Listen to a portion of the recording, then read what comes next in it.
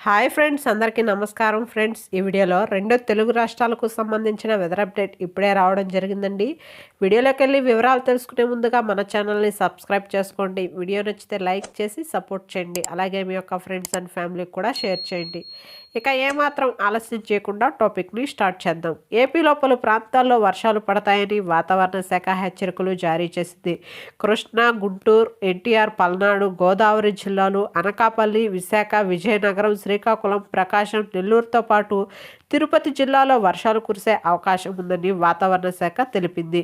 ఇటు తెలంగాణలో కూడా ఇవాళ రేపు కొన్ని ప్రాంతాల్లో మోస్తారు నుండి భారీ వర్షాలు కురిసే అవకాశం ఉందని తెలిపింది. రైతులు ఎవరైనా ఉన్నట్లయితే జాగ్రత్తలు తీసుకోవాలని సూచించింది. చెట్ల కింద ఎవరూ నిల్చోకూడదని తెలియజేసింది. అలాగే 30 నుంచి 40 కిలోమీటర్ల వేగంతో ఈదురుగాలులు వీచే అవకాశం ఉందని, బలమైన గాలుల కారణంగా ఉరుములు మెరుపులు సంభవించి పిడుగులు పడే అవకాశం ఉందని సూచించింది.